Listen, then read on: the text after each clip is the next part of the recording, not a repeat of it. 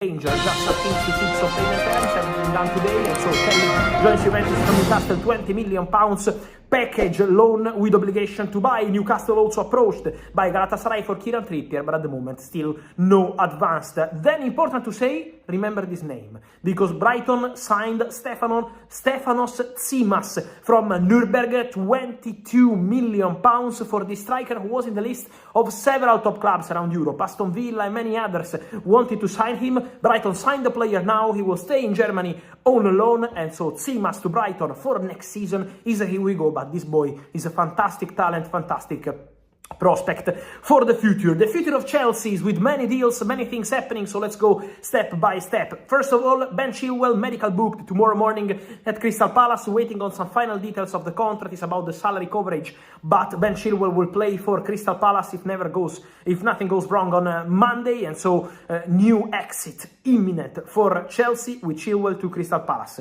Anselmino agreement, Chelsea Olympique Marseille on a loan deal, no buy option, salary covered, but now depends on how Chelsea want to manage the international loan spots. So that's going to be a crucial thing to control on Monday for Chelsea. Disasi agreement, Chelsea Tottenham. You can tell me, yes, Tottenham already signed a centre back, Kevin Danso from Lens. What I can tell you is that Tottenham want one more because Dragusin injury is very serious, and so they are trying for Disasi. Agreement with Chelsea, loan deal, no buy option, big loan fee, but the player, as of now, midnight, is still not accepting Tottenham. They are pushing from the club to see what happens with Disasi, but why he's not accepting? Because he wanted to go to Aston Villa, play Champions League football. He spoke to Unai Emery, but Chelsea are saying no to Aston Villa for João Felix and for Disasi, because they are seen as direct competitors for the Champions League spot in the Premier League. And so let's see what's going to happen with this story, if Chelsea will accept, if the players will change their mind, but for sure Disasi and João Felix,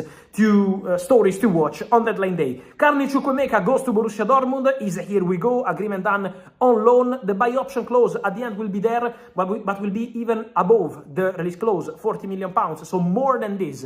That's why it looks really unlikely, but it's still a loan deal, an interesting signing for Borussia Dortmund. Many clubs were interested in Carney, in Italy, in England, in France, and also in Portugal with Porto, but Carney is going to Borussia Dortmund, preparing for the medical test. Then more to say about Chelsea, guys. Exclusive story from today. Chelsea are still looking for a midfielder. They made contact, from what I'm told, with Manchester City for Nico O'Reilly, this talented young midfielder. Chelsea see him as a top talent. Direct contact with Man City. What's the point? You remember when I gave you the exclusive story 1 year and a half ago, Cole Palmer to Chelsea from Manchester City. That was a big story, a shocking story. I still remember for me how special that was, because it was completely unexpected, but that story changed now the management from Manchester City on this kind of deals. And so now City don't want to lose the control on Nico O'Reilly in case he goes to Chelsea on a permanent transfer. My information is that Chelsea will be prepared to pay an important transfer fee for Nico O'Reilly, but now City are still requesting for a buyback clause or matching rights. So let's see how they can manage it. Chelsea are also assessing other options. Among them, keep an eye on Amougou, midfielder from Saint-Etienne, French, talented player who is in the list for Strasbourg, but now also Chelsea are considering to bring him to the club immediately. So let's see what Chelsea will decide to do. These are two names in the list,